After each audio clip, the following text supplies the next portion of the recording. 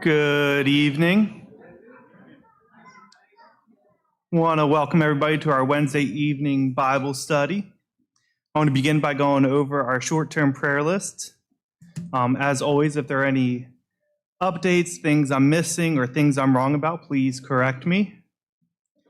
Pat Bourne has been having mini strokes and will be going to a specialist soon to determine a course of treatment. Chipper Barnes is going to have knee surgery soon. Sharon Moody's dad, Charles Hicks, he's improving still.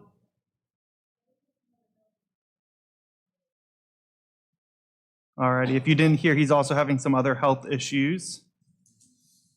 Sarah Alcia's brother, Paul Roberts, is having significant health issues. Aiden Jordan is going to be having further tests. Sue Evans' stepson has completed his chemo and will have surgery on the 19th of December. Rose Jackson's daughter, Julie, is recovering from back surgery. And Cindy LeConte's brother, Ike, passed away yesterday morning. She's up in Ohio with the family right now, and Patrick's leaving first thing in the morning to join them.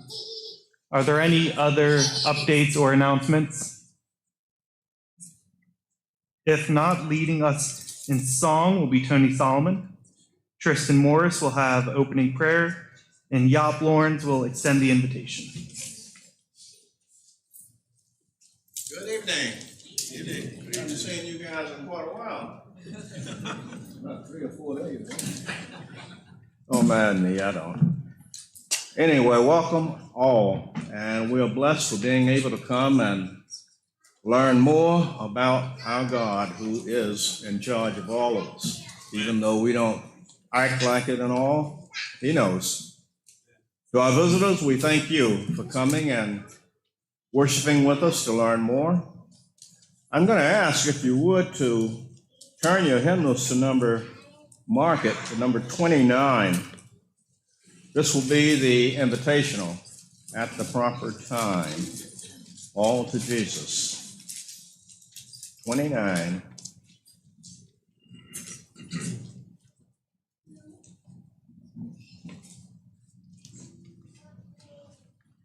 The opening song, if you would, please, 118. We have so many things going on around us, in the house, out of the house, the neighbors. I still say we know who's in charge, and we do the best that we can, and it'll work out. Count your blessings. When upon life's billows you are tempest tossed, when you are discouraged, thinking all is lost, count your many blessings, name them one by one, and it will surprise you what the Lord has done. Count your blessings, name them one by one. Count your blessings, see what God has done. Count your blessings, name them one by one. Count your many blessings, see what God has done. Are you ever burdened with a load of care? Does the cross seem heavy you are called to bear? Count your many blessings, every doubt will fly, and you will be singing as the days go by. Count your blessings, name them one by one. Count your blessings, see what God has done. Count your blessings, name them one by one. Count your many blessings, see what God has done. So amid the conflict, whether great or small, do not be discouraged, God is over all. And your many blessings angels will attend. Help and comfort give you to your journey's end. And your blessings they will one by one. And your blessings see what God has done. And your blessings name them one by one. And your many blessings see what God hath done.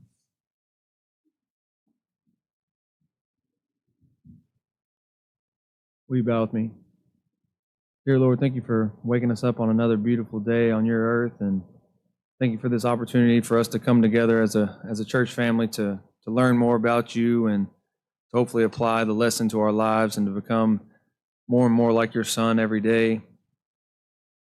Thank you for all the many blessings that we have, and thank you for this opportunity to come and sing praises to your name, and thank you for once again, the opportunity to just come here and study and to learn more about you. Let us focus our minds and our hearts on you during this Bible class and during the lesson so that we can take something from it.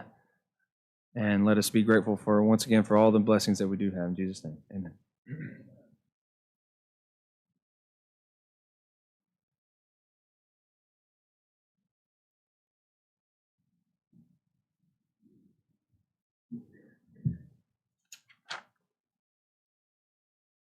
2 weeks ago, I went to have new tires put on my pickup.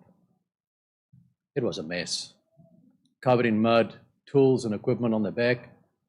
And eventually the guy behind the counter asked me, "So what do you do for a living?" I told him I'm a farmer, and he said he's grateful and we need more farmers. But when I drove away there, I was thinking to myself, what would happen if in the beginning of the season I submit my seed order to the seed company and they respond by saying, "We have no seed for you for the whole season." Without seed, it doesn't matter what my expertise are, my knowledge or my experience. I'm basically worthless. I'm totally dependent on the seed guy. We can ask ourselves the same question tonight. Without God, what are we? Without Christ, who are we? Where would we be today? We would not be here. We would have no hope of eternal life. The world would be a mess. We just have to look back in history and look at people who lived without God, and we will know where we would be. So it's in times like that, when we reflect on where we would be without Christ, that we can look at our lives in perspective and see things in perspective. And so we're grateful for what we have. So grateful that God loved us so much that he gave his one and only Son to die for us on that cross. What would have happened if that one person never planted that one seed in our hearts? So we too can reflect on the blessing we have to have eternal life, but also the opportunity that we have and the gift that we have to give it to others. If you are here tonight and haven't obeyed the gospel, in other words, you haven't been baptized yet, you already know what Christianity is about. If you are here, you know what the hope is of eternal life.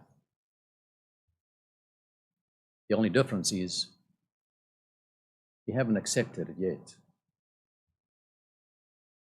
That can change your life forever. You have the opportunity that other people will never have in their lives. So you can make that choice tonight.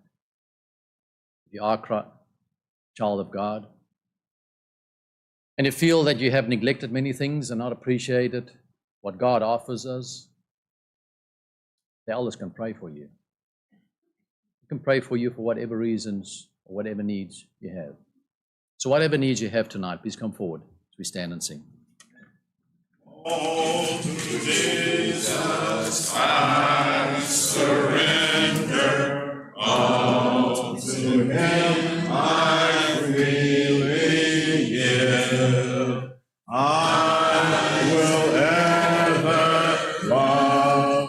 and trust him in his presence daily live. I surrender all. I surrender all to thee, my blessed Savior. I surrender all to Jesus. I surrender, Lord. I give myself to thee. Fill me with thy love and power. Let thy blessings fall on me. I surrender all. I surrender all to thee, my blessed Savior. I surrender all. You can be dismissed to class.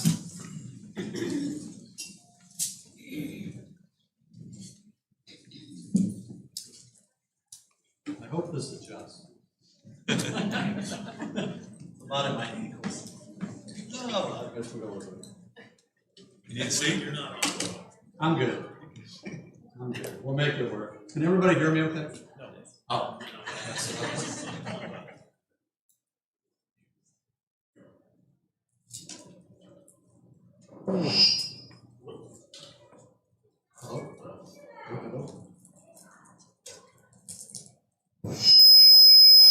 Sorry.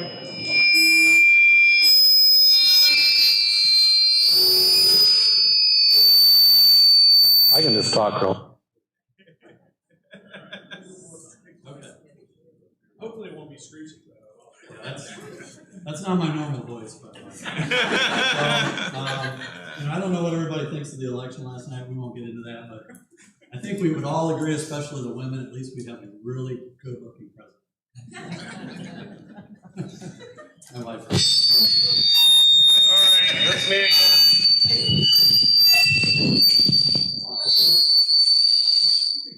Okay.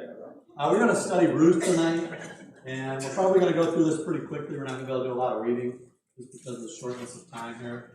I really like teaching, or I guess studying and teaching the Old Testament. It just seems like, the New Testament, we obviously have the New Covenant. We read about Jesus, we read about the apostles, we read about the early church. But the Old Testament, I don't know about you, but it seems like I can relate to those people. They seem to have more problems like I do. And we hear about a lot of those problems. We read and we see where they're struggling with things like we struggle with. And I think that helps us to in our own lives. I think a lot of you here probably already know the story of Ruth. Basically, her husband died, her father-in-law died. She was with Naomi in another country. Naomi was leaving to come back to Judah, back to Israel, and she stuck with her mother-in-law. And she ends up meeting basically a rich, handsome man. I think he was handsome, I don't know. He definitely was rich. And she ends up marrying him. So if you really think about it, it's got a little bit of a Hallmark movie theme to it a little bit. But I think there's a lot more to the story as we get into this. Again, we're not going to have time to read through all 4 chapters of the book. So I'm going to focus on some key lessons that we can take from these events. And obviously, they were important enough that God put the story of Ruth and Boaz and Naomi in the Bible. Before we dive in, I would like to ask everyone one question. Do you think Ruth or Boaz had any different abilities or advantages that we don't have in this room? Were they basically just like us? Yeah. They basically, what's interesting with Ruth and Boaz is they cover the whole economic spectrum. Ruth was about as poor as you could get. When she came back to Israel, they had nothing. Boaz, on the other hand, was pretty well to do, it looks like. They also, another thing they have in common with us is they have to make decisions that have human nature on one side of the decision and the culture that goes along with our human nature, and on the other side they had to make a decision that was the right decision for God. So those are kind of the two things I see how we can say they relate to all of us. So the first thing that happens in Ruth is Elimelech and Naomi, his wife, leave Judah during a famine, and they head to the country of Moab. Does it appear that God told them to do that? We see that all through the Bible, where what happens when God doesn't tell you to do it? Does it normally end well? Or does it not? Normally, and again here, this same situation does not end well. Does anybody know what time period this is during? I'm not looking for an exact date, but kind of a point in Israel's history. Well, it's kind of Judges. I'm in the Judges, okay. And I kind of think it might even be the time of Gideon, because when Gideon basically rescued him from a famine, and a lot of that famine was why? Anybody know why they were having a famine? What's that? I say because they turned away from God. They turned away from God, but also the Midianites were coming in and taking food. That wasn't helping the situation either.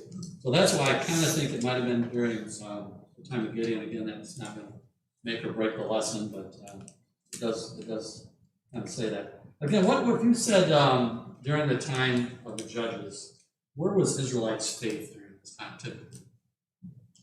How would you classify their faith? Strong, weak? Wavering, yeah. Typically towards the weak side, but every once in a while they pop back for a small period of time. And you see in Judges, I don't know how many times it's mentioned in Judges. I know the very end of Judges it's mentioned. They did what was right in their own eyes. That's always a theme to remember with Judges.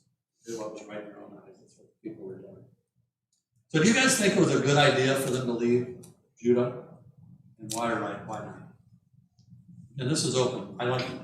Just to give you a feel, I like to talk during class. I like people to talk. So As with any of us in life, we all sometimes believe that our way is the right way and God will see us through. He sees us through, but there's consequences to the actions that we choose when they go against his wishes. Okay, everybody hear me okay? Oh, that's perfectly, yeah, that's right. I agree with that. They just felt like there was no hope. Yeah, and they kind of tried to figure it out kind of on their own, didn't they? And I'm thinking here they basically left. What'd they leave? They left the promised land. They left. This is where God told them to be, and they decided to leave that. So it's even a little more dramatic than just leaving an area. They were leaving where God told them to be. But before we criticize them too much for that, kind of similar to what you were saying, do we ever try to figure out solutions to our problems without God? Daily? maybe hourly?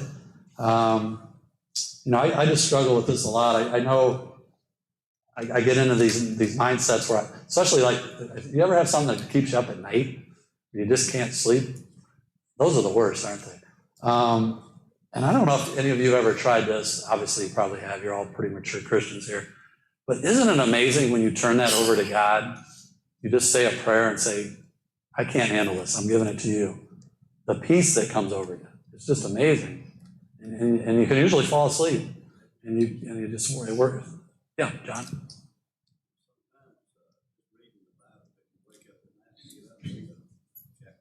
That's a great idea. Okay, so we got Elimelech and Naomi. We're in Moab, and so Elimelech dies, and we don't really know any details of that. And then the sons marry women from Moab, and what happens to the sons? They die. So now we've got Naomi, Ruth, and I think there's Opah or something. Anybody know how to pronounce her name? Opah. Let's go with Opah. Okay. So what serious issue comes into play now? They're in a foreign country. They're widows. How big of a deal was it they left Judah? What would have happened if they stayed in Judah? What did the law say? They've been taken care of. So this even makes it more amplified for them being outside of the country or outside of the promised land. They had no way of making a living, and they had no family to depend on. Yep. They were totally at the mercy of the community and the people around them, unless they figured out a way that they could bring in some food and be able to pay their rent, so to say, unless they had a family dwelling somewhere. Yeah, very good point. But luckily, the Moabs were really good people, God-fearing, and would take care of them, right?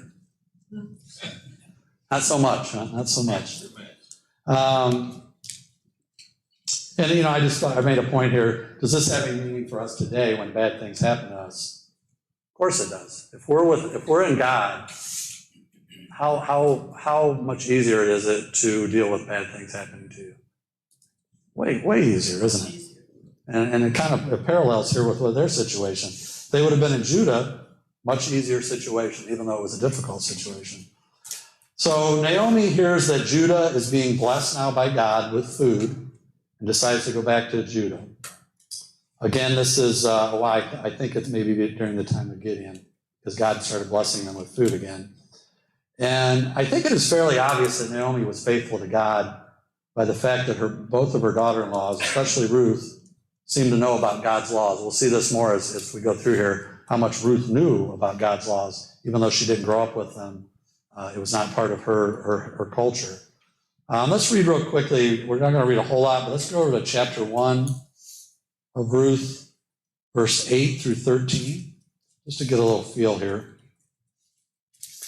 Again, this is when they're deciding to go back. We're starting in verse 8 of Ruth, chapter 1. But Naomi said to her two daughters-in-law, "Go, return, each of you, to your mother's house. May the Lord deal kindly with you, as you have dealt with the dead and with me. The Lord grant that you may find rest, each of you in the house of her husband." Then she kissed them and lifted up they lifted up their voices and wept. And they said to her, "No, we will return with you to your people." But Naomi said, "Turn back, my daughters. Why will you go with me? Have I yet sons in my womb, that they may become your husbands? Turn back, my daughters, go your way, for I am too old to have a husband. If I should say I have hope, even if I should have a husband this night and should bear sons, would you therefore wait till they were grown? Would you therefore refrain from marrying? No, my daughters, for it is exceedingly bitter to me for your sake that the hand of the Lord has gone out against me." Does Naomi seem like she has faith here? What would you say? You have faith in God here? Got a bunch of different. I got some yeses, nos. Yeah, a little bit. I think, you know, if you read that where she talks about that she could have sons, that to me says she's having some faith. She actually thinks she could have sons if God wanted it to happen.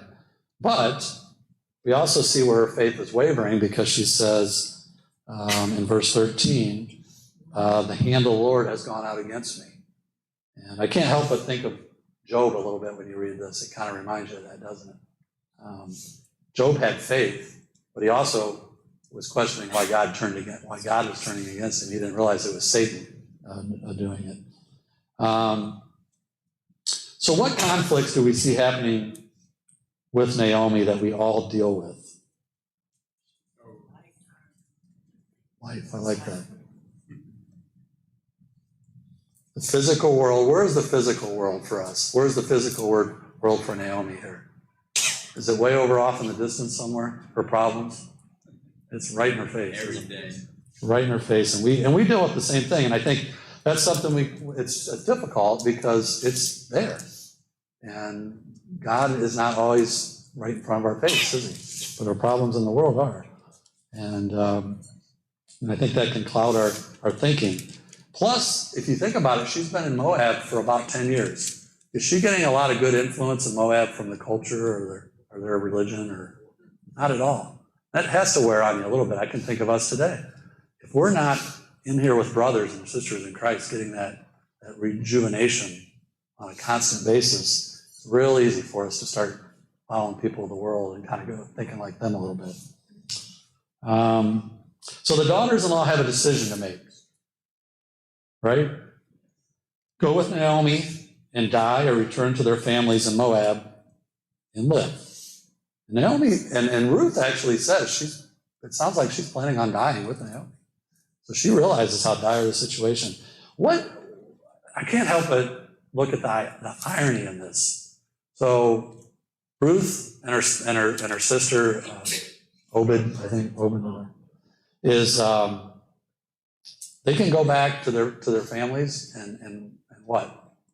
They think they can be taken care of. live. Yeah, live. But what happens to them spiritually? They're not. Do you think they would continue to follow God if they went back there? No. So spiritually, they're going to die. So it's kind of ironic. They have a decision to make. The obvious decision, you would think, I want to live. I'll go back to my family. But the real decision is completely opposite of that. And we'll see that as it plays out. Do we ever face this start of a decision? I think every once in a while we do. Anybody? I think we do probably, like we talked earlier, I think we do multiple times a day. Oh, that's good. Got a little shorter. I might be on my knees here in a minute. I think a lot of times we have these same decisions, but every day we do. We just don't realize how important they are. We don't realize every time we make the wrong decision how that can push us the wrong direction and how it can. And we all know, most of us are old enough to know how a decision today can affect generations and generations. And it's amazing sometimes how a little decision can affect something. Notice what Ruth says in chapter 1, verse 16. She says, but Ruth said, do not urge me to leave you or return from following you. For where you all go, I will go, and where you lodge, I will lodge. Your people shall be my people, and your God, my God. And that is a very powerful statement, especially in the situation she's in at that point. And this statement makes a lot of sense for Ruth to say, because she's been with Naomi now for 10, I don't know how long she's been there, but Naomi's been there for 10 years in Moab, and everything has went well for them, hasn't it? I mean, they've had no problems with her.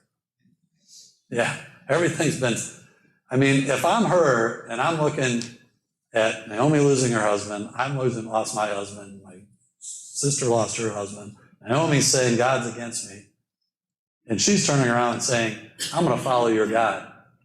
Oprah said, I'm going to go visit family, and they would have taken her in, and she would have probably remarried because family would have provided a way.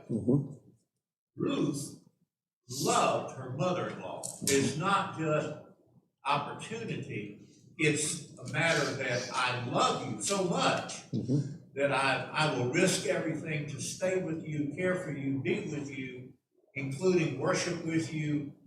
Your God will be my God. She devoted herself totally to her. Yeah. And only love will motivate that, which does demonstrate the other one did not have that kind of love for her. Yeah. I agree with you. I think she had a lot of love for her mother-in-law. I think she had a lot of love for God, and she loved her mother-in-law because she loved God too. I think that was a lot of it too. It's a chicken and egg, but it's obviously Naomi had a major influence on her learning about God. Probably the only influence. Okay, so where did Ruth get this faith from?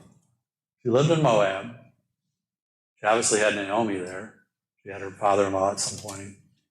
But there was no other influence there, was there, that would have given her this faith, is there? But where did she get this faith? Where do you think she got this faith? She got it from them. Got it from them, but where else do you think she got it? Well, from their God. From their God, okay. And maybe the husband? Yeah, I didn't think about that. You're right on the right track. I'm just telling you. You're not wrong. I just want to take it a little farther. The planting of seeds. Planting? Okay. What about the law? Did you think she studied the law? Do you think Naomi studied the law with her? Yeah. Yeah. I think that's, to me, I think all these is where faith came from.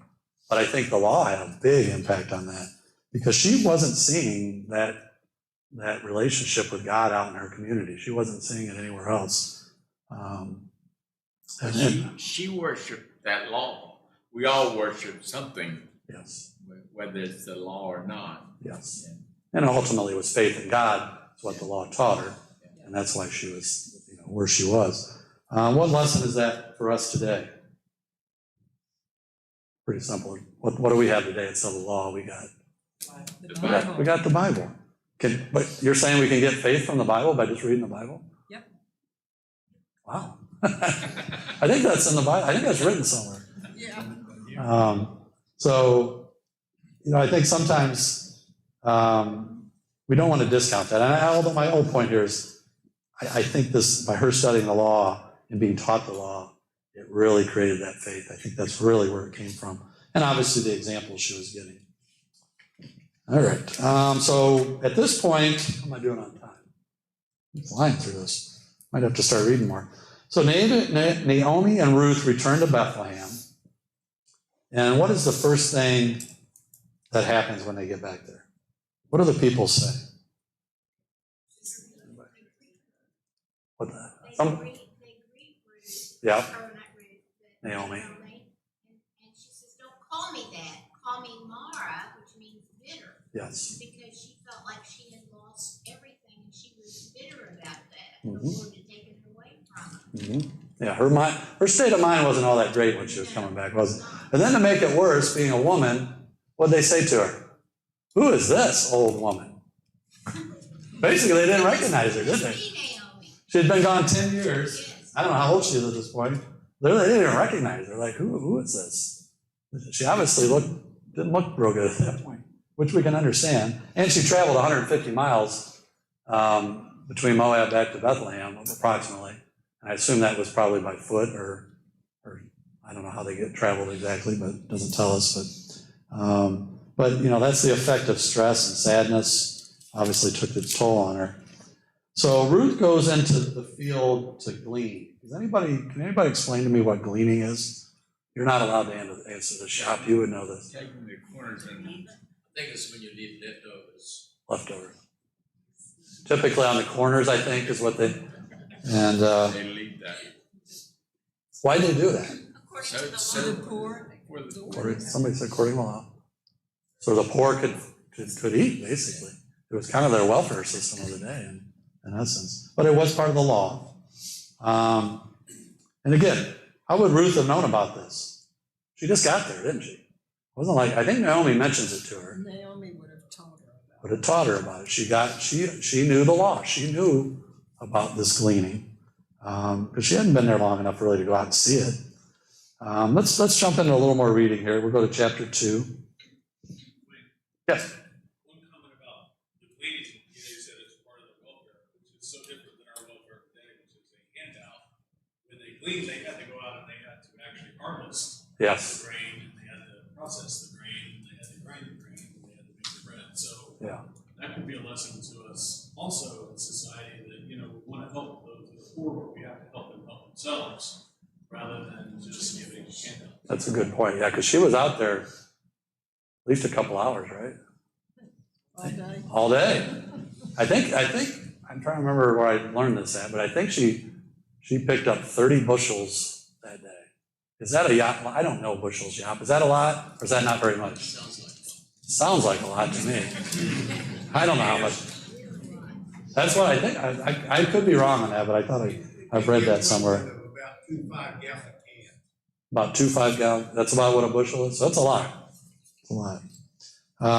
So let's go ahead and read chapter 2, verses 4 through 12. And behold, Boaz came from Bethlehem, and he said to the reapers, this is where Boaz comes into play here. He said to the reapers, the Lord be with you. And they answered, the Lord bless you. Then Boaz said to his young man who was in charge of the reapers, whose young woman is this? And the servant who was in charge of the reapers answered, she is the young Moabite woman who came back with Naomi from the country of Moab. She said, please let me glean and gather among the sheaves after the reapers. So she came and has continued from early morning until now, except for a short rest. Then Boaz said to Ruth, now listen, my daughter, do not go to glean in another field or leave this one, but keep close to my young women. Let your eyes be on the field that they are reaping and go after them. Have I not charged the young men not to touch you? And when you are thirsty, go to the vessel and drink what the young men have drawn. Then she fell on her face, bowing to the ground, and said to him, Why have I found favor in your eyes that you should take notice of me, since I am a foreigner? But Boaz answered her, all that you have done for your mother-in-law since the death of your husband has been fully told to me, and how you left your father and mother, your native land, and came to a people that you did not know before. The Lord repay you for what you have done, and a full reward be given you by the Lord, the God of Israel, under whose wings you have come to take refuge. So here we see Boaz come into the scene. Boaz obviously owns the field. And does anybody think that's kind of unique how he greets his workers? Were those his workers? No, those weren't his workers. They were the gleaners. I don't know what you call them, the gleaners. But yeah, that's how he greeted the people that were basically poor people. I mean, it really says a lot about Boaz. I mean, I don't know. I mean, I have people that work for me and stuff, and I try to be nice to them, but I don't know if I've ever went up to them and said that to them. And that's workers. That's people I'm trying to get something from. These are just people that are taken from him, and he's so gracious to them. And you can see, what do they say back to him? The Lord bless you. So I mean, it was. I think there was a true. Boaz was a true righteous man. He was living righteous. You could see it. High character. Yeah, I think that's a good way to put it. Do you think this was a common occurrence for Boaz to come out in the fields? How would we know? Yes or no? Seems. What did he notice? He noticed somebody new. Somebody new. I mean, he obviously has been there some. He knew. I suspect the fact that he knew his, Yeah. I think he did this a lot. I don't think it was just a one-time thing he was out there. he talked to his manager about things, and he knew that he would know. So he obviously had a good relationship with him and kept abreast Yes. of what was happening with his people and his property. Do they glean anymore, Yap? Is there any gleaning going on? I know there's not, because I had an accident one time. I don't know if any of you have ever been to Ohio, but we have fields and they go right up to the edge of the road. They don't, I mean, you got two roads coming, crossing, and they got that corn out as tight as they can get to that corner, because they don't want to lose 3 years. And I had an accident one time because the guy couldn't see around the corner and pulled right out in front of me, and I smoked him. Luckily, everybody was okay, but I don't know, just kind of caught my attention when I read about this. So Boaz was obviously a wealthy and a busy man, and why was he bothering with the poor? And especially, why was he bothering knowing about Naomi and Ruth? They were kinspeople. Yeah, they were related. Yeah, I would agree with He that. could see the way that she treated her, too, also, and took care of her. Mm-hmm. He was deaf. There was zero earthly advantage for him to do this, was there? To help her out. I mean, she was a young woman, and I don't know if he was married or not, but maybe there could be a little. I don't think that was his mindset, though. I really don't, because we see it later when we'll get into the next chapter where they basically spend the evening together in essence, and it doesn't appear that that's anything in his mindset. Also notice another thing. He tells Ruth, he tells Ruth not to go to other fields. Why is that? Bad things can happen, right? It sounds like some of these reapers, or especially the women, could get in bad situations. And again, where were we at? Where was the culture in this time? What were the Israelites? How were they thinking? Do what was right in their own eyes? You kind of wonder how many were even doing the gleaning. We don't know. We're not told this, but I kind of through all these conversations, I kind of wonder if they weren't truly allowing gleaning. If they were, some of them were doing it to take advantage of these people that had no protection. That's what it appears to be. We don't know for sure, but we do know God protected them. Yes, you're right. That was most important. Yes, you're right. Okay, let's go on. So Boaz offers Ruth food, water, security, right? Because she was good looking, right? No, because of What? her loyalty. Yeah, because of her loyalty and trust in God. I mean, what a thought. That he recognized that, and he felt enough commitment because of what she was doing that he felt that he needed to do what God wanted him to do. That's when you really study Boaz, it's amazing how faithful he was. Did he have to do this? What would the culture have said at that time, you think?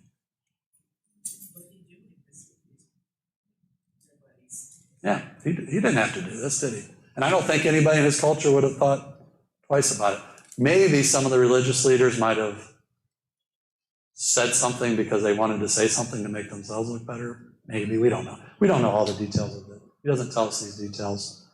So I'm just kind of thinking through this, but he did ask, she did ask him for permission to glean his fields too. So she was respectful, yeah. What actually is Ruth's reaction when he says this to her? She's respectable. What else does she do? We just read this, yeah. What? She probably wondered why. What else did she do? It says in what we just read. She bows down to him. Complete humility. And obviously there's all kinds of parallels you could draw with how Ruth was reacting and how we should react to God. And there's a lot of storylines there you could go run off with on this, but she humbled herself. She said, I realize that I don't deserve any of this. And this is a gift you're giving me because you're following God. And so I think that's an important part of this. So there's two examples God is giving us here, how we should live. The first is Ruth. What is, back to economic situation. What was Ruth's economic situation? Pretty destitute, right? About as bad a shape as you could probably be in, I would think. I don't know where they were living at this point. It doesn't really tell us that. What about Boaz? Where was his position? He's well. Yeah, he's well-to-do. So, but what do we see them both doing? Boaz is what? Putting his trust in God, right? And what is Ruth doing? Putting her trust in God. They're both doing the same thing. They're two totally different situations, but they're both trusting God. And we'll get to that. It's going to come up in our lesson a little more as we get into this. It doesn't matter if we're rich. This is my words. And again, when I say something like this, I'm talking to myself more than I'm talking to you guys, so just know that. Doesn't matter if we are rich, we should be giving our time and money to God. If we are poor, we should be giving our time and money to God. It kind of takes away from that dilemma, do we consider ourselves rich or not? We always think the guy with more money than us is rich, don't we? Kind of takes that whole thing away. Either way, we should be giving it all to God. So things are starting to turn around for Naomi and Ruth. Naomi even says God is blessing them. That's a far cry from where she was when she left Moab. So let's think for a second here, hypothetically. I like to think hypothetically sometimes. Wouldn't it have just been easier for God to have blessed Naomi by keeping her husbands alive, her sons alive, having food supplied to them in Moab, and having them live happily ever after? Well, we know the rest of the story. So no. Yeah. I have a plan. Yes. And notice Naomi here is saying God is blessing her. Even though she's went through all those things, she still is feeling blessed because why? Why is she feeling blessed now? Because she went to the bottom, didn't she? She went to the bottom. She thought God was against her. I mean, you can't get much lower than that, can you? Even Christ, hanging on the cross, who knew heaven, had been in heaven, still felt that God is against me. Why have you turned against me? I think it's because God wants us to rely on him and not anything else. Think about if they would have been stayed in Moab and been blessed by God in Moab. What do you think it would have been very easy for them to say caused that? question might not be real clear to you. Let's say everything worked out really well for them in Moab. Who would they say that is because of them? Me. I was so smart. I left Judah when the famine happened. I went to Moab because there was food. It's all worked out. Man, I was smart making that decision. Right? God doesn't want us relying on ourselves, does he? He wants us relying on him. We have to ask then, I think in here about the United States, and this kind of goes back to Yop's lesson a few weeks ago on Wednesday night. Our earthly blessings here in the United States, and we truly are blessed from a material or physical standpoint. Is it a blessing or a curse? Is it a blessing or a curse? What's that? It's a blessing, but how can it be a curse then? Do you think it could be a curse? People misuse it. Misuse it? Yeah. Count on ourselves. Yeah, that's what I'm looking for. Count. It's so easy for us to count on ourselves, and it's a struggle. I mean, we all deal with this. I can remember back. This thing is going to be on the ground soon if I keep leaning. Either got to lose weight or get shorter. One of the two. I don't think I can do either of those. I think back, did anybody remember in 2008 when the economy was so bad and everything crashed in the stock market? I don't know if any of you had stocks back then. I was a little bit younger. I had a little bit of stocks. I just remember, I think I lost everything. I think I lost every dime I had. I was pretty young at that point, so I had time to build it back some. But you know what was weird about that? It was actually almost a relief. I still remember that. It was like, I don't have anything I have to worry about now. That's crazy, isn't it? But, you kind of wonder sometimes if we truly didn't have to worry about things, if we didn't have to worry about stuff, maybe life would be different. I don't know. Just throwing it out there. Again, I'm talking to myself as much as I'm talking to anybody else. So. Yes. All right. So how are we doing on time? We got 15 minutes. Terry said we could go to 8:30 if we wanted. Something about job security. I don't know what he was talking about. So in chapter 3, it talks about Ruth going and humbling at Boaz's feet while he guarded the grain at night. And this is where Boaz promises to be a redeemer for Ruth. And there's been a lot written about this situation here where they were basically spent the night together in the grain, protecting the grain, about it being a sexual thing and all this. Again, 2 points. One, I think both these people were super God-fearing people, and they were very righteous, and I just don't think that was even on their minds. And the second thing, I don't know if anybody's thought about this, why was he guarding the grain at night? Thieves. And it may be not that recently the Midianites were coming and stealing it. I don't know. We don't know exactly how this falls in line with that. But there was some danger involved in this, wasn't there? He wouldn't have been there at night guarding it if there wasn't some danger. So she went there. I mean, potentially that could have been a dangerous situation for her. We don't know exactly. I'm just kind of guessing on that, but yeah, a gold digger wouldn't necessarily help him protect the grain. Exactly. And he knew that. Yes. And I don't think anybody else was there. It didn't sound like either. Nobody else was there helping him. So he promises to redeem her. And in the law, basically what is redeeming? Does anybody know in the law? Kind of, don't have to get real specific, just kind of a general idea. What's that? Buy back. Buy back, yeah. Redeeming, they're buying back what? The land. Basically the land. We don't know if there's buildings on it, but it's typically the land. And they're buying it back for, typically it's a relative. So like in this situation, Naomi and Ruth didn't have any money to buy their land back. They had sold their land when they left Judah and went to Moab. And they didn't have any money to buy it back. So him being one of the relatives, he could buy it back for them and basically take care of them or give them the land. What else happened with land after, they have another thing called 7 years. And then they had the Jubilee was every 50 years, right? I think it was 50 years. That land would go back to the original. We don't know, it doesn't tell us where this falls in that standpoint. And then there was another law that he was also fulfilling by redeeming and marrying Ruth. What was that? Anybody know what that law was? If your spouse, if your husband dies, one of your family members, typically I think it was your brother, but it could be a family member, would take care of the wife, right? Would marry her and take care of her. We read about that. I think the first law about the land is in Leviticus, and I think this is Deuteronomy, if you want to look it up, or I could be backwards on those two. And then chapter 4, so that basically was chapter 3, and then chapter 4, we get into the actual redeeming process. And however, Boaz realizes, based on the law, that he is not the first redeemer. There's another man.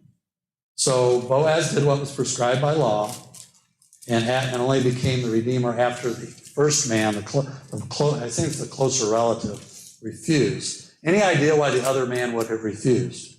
He could have bought this land. Obviously, land was producing crops at this point. It was probably worth something.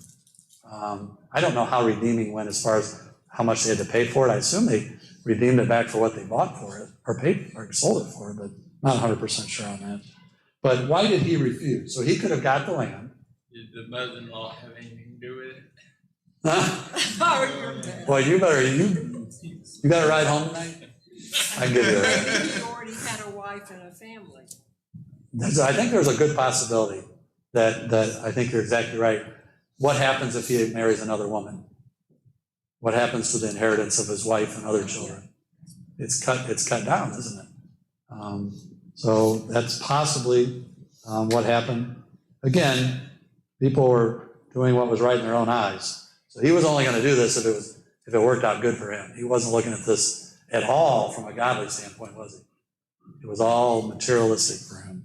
So he's like, I'll take the field, and then he found out Ruth came along with it. He's like, don't want it. And I don't think Ruth was, that unattractive that he would not want her because of that.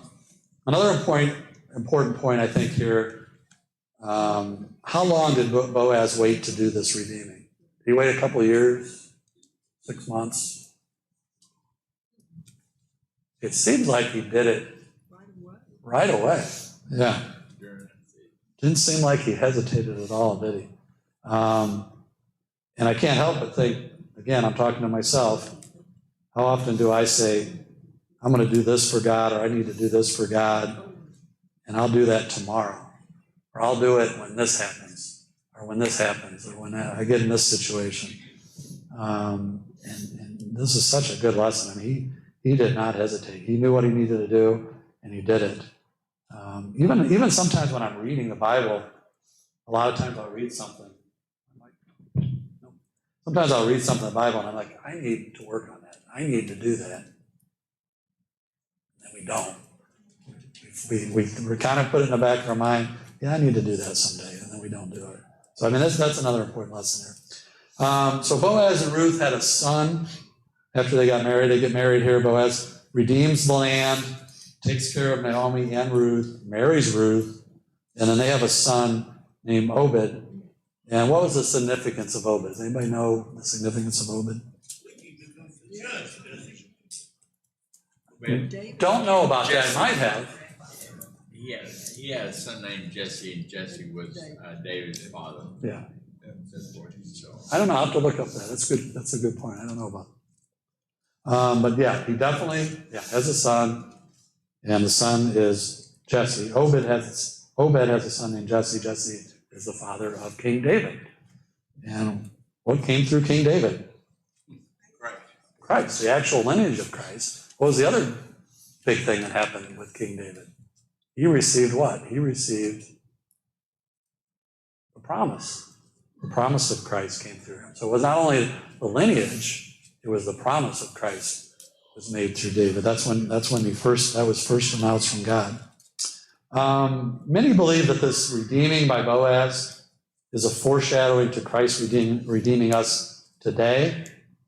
And I think there's a lot of lessons and similarities you could draw with this, but I think we could probably make a whole other class on that. So I'm not going to get into that. I will just leave it out there if you want to study that. I think it is a good study. So looking back on this situation, and I'm kind of pulling back in some earlier thoughts we had, there was basically a key moment for Ruth and Boaz when they made the righteous decision not necessarily the right decision. And what I mean by that, the right decision is more what human nature would have told him to do, what culture would have told him to do, what society would have told him to do. That, from my definition, I'm saying that's the right decision from a physical decision. But then there's a righteous decision, which is what? That's God. That's what God would want us to make that decision. So Boaz and Ruth both had these. What was Boaz's? When that sounded. When what? When did Boaz make the decision that really made a difference here? That was the right decision for God. Yeah, when he redeemed her. He redeemed her and married her. There was no reason to do that from a human nature standpoint, was there? I mean, we don't know. We don't know if he was married or not married. Obligated, you were saying. He wasn't obligated. I think most people in his culture would have probably said, why would you do that?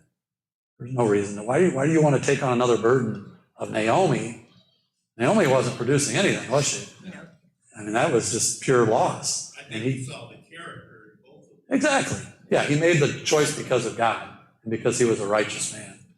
Where was Ruth's decision? When did she make a decision that made a big difference? With her mother-in-law, right? Again, the human decision, I'm going to go back to my family with Moab, because I know they can take care of me. Ruth's probably going to die in the next 150 miles as we're trekking and Ruth basically almost said she's going to die. And Naomi basically said she's going to die, and Ruth agrees with her. But she made the righteous decision. She stayed with God because she knew that if she went back to her family in Moab, I think she knew that she would lose her religion. I think it would have been very difficult for her to do. So that's kind of what I'm thinking about here. And this is going to work out about right on time. Remember at the beginning of the lesson, I asked, do you think Ruth or Boaz were any different than us today as far as abilities or opportunities to serve God? I do think we see here both Ruth and Boaz were very mature in their faith. But I think their lesson can be good for both immature and mature Christians. And I'll get into this a little bit. And again, I'm not trying to offend anybody here. If anybody takes any offense to this, I'm talking to myself as much as anybody. For immature Christians who feel, and maybe rightly so, that they are not ready to make these big decisions for God, what is the lesson we can learn from Ruth and Boaz? What do you think? Let's say if you're an immature Christian, your faith might not be strong enough to make the kind of decisions Ruth and Boaz are making here. But what lesson could Ruth and Boaz give you? It's kind of a tough question. Maybe I'm not. Trust God. What was their background? What do you think? Do you think Ruth and Boaz just stumbled across this faith? No, I think they built it. I think they studied. I think they both had studied the law. I think they both had practiced it in small things to get to the point where they could do it in big things. Again, remember when Boaz went out to the field? That wasn't a big thing, him blessing the people gleaning in his field. But what a difference it made. It showed his true character. And I think that maybe here's a lesson for the immature Christians. I'm not saying immature in a bad way. I'm just saying, you could be immature as a Christian. You just don't know enough yet. That they need to be in the Bible. They need to be studying. They need to be trying to get the small victories wherever we can. And building themselves up so that when they're ready to make those big decisions, it comes a lot easier. We see this throughout the Bible. This isn't anything new. We see so many people. Think about Moses. Moses struggled when he was first called. And he just did the little things and started to do the little things. Abraham was kind of the same way. He kind of jumped off with a pretty big one. He left his country and moved to a whole other area. But we see all these people grow because they're doing the little things. One of the things that's taught in the Philippian letter about virtue is we add to virtue the godliness. It's a growing process. Mm-hmm. And the more godly we become, the more developed and mature we are based upon the growth of the virtues Exactly. that we develop. That's a great point. I always love those verses because I agree with you. I think it's showing that maturity as we go along, how we should change. So now it gets a little more difficult for mature Christians. And I guess sometimes I have to ask myself if I'm mature or immature, because I think I vary between the two sometimes. I see two issues. One is we can easily say we don't have these type of big decisions in our life, right? We can go, well, I don't really have those kind of decisions. And I think I have to ask myself, and I think we'd all ask ourselves, do we not have these big decisions because we're not looking for them? Are we too busy working on things of the world that we miss out on some of these? I mean, things could pop up right before us, and I'm so busy trying to get to work and trying to get my work done and try to take care of this and that and whatever, and I miss them. You know, we see it all the time, especially with people. We'll see people, and we just miss it because we're too busy with ourselves. And it that kind of gets back to Yap's lesson a couple of weeks ago. You know, what are we focusing on? I think you were kind of talking about that, right? We get so focused on the physical that we lose track of the other. And secondly, for mature Christians, I think there is a danger. And again, this is not an indictment against the church, but I think it's a question to ponder. Can we be what the Church of Christ would call making the right decision and totally missing the big decisions?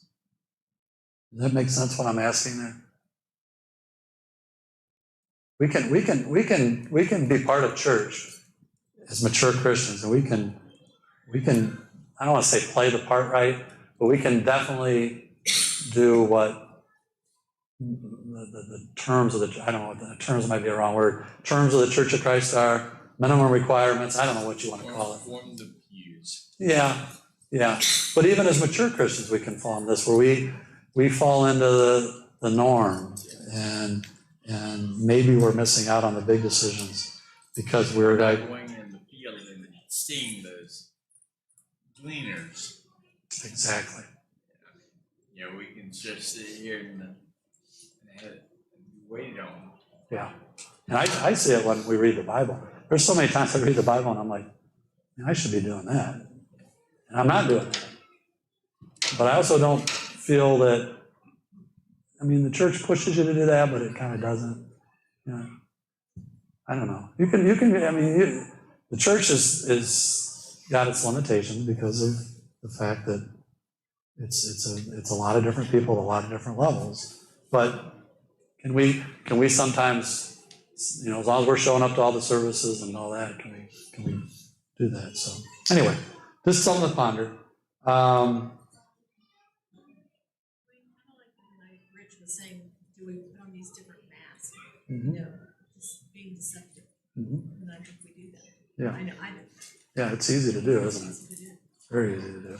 And I'll just throw these back to you. Do you think Boaz would have been looked down upon by, this to finish this out, do you think Boaz would have been looked down upon by the Jewish leaders if he didn't redeem Ruth? Do you think he would have? Doesn't appear he would have, would it? I don't think the people were really following the law that great anyway. So he could have probably, you know, not done that, and nobody probably would have said, boy, you're just not doing it right. What about Ruth? If Ruth would have taken the wrong decision and went back to Moab, who would have been saying, that's the wrong decision, Ruth, from a God standpoint? Nobody. Nobody. The only person that would have known it is God, period. So, again, talking to myself, we need to realize there's more, we're called for more. We're called for more, to do more. And that's not always going to be something that other people are going to tell us to do. It's things that we have to read the Bible and see. Yeah. What's beautiful about this account is God's providence. It's just a small decision of Ruth putting all her faith in God. And if we do that, it takes us to places that we'll never dream of and things that we'll never believe we can do. But it's just God's providence can only take place if we are willing to trust Him and not want to make all decisions ourselves. Yeah, great point. Yeah, she would have never dreamed of being in that situation, would she? All right. We're good. That's 8:04. Let's wrap it up. I'll say a prayer. Dear Father, we thank you so much for giving us this day to come here. I appreciate you giving us your word to study. I appreciate all the Christians here, Father, that that we can study together with and learn off of each other and learn off of our ideas and be able to push each other, Father, to do more for you and to be better servants for you. Father, be with all those that are sick. Be with Patrick and Cindy as they travel, the loss of her brother. Just give them peace, Father. And be with all those in the church that are battling illnesses and sicknesses. Give them peace. Give their families peace. Father, help us as we go through the rest of the week, that we always try to put your will first, Father, to leave time in our lives for you so that we can do your will. And I pray all this in your precious Son, Jesus Christ. Amen.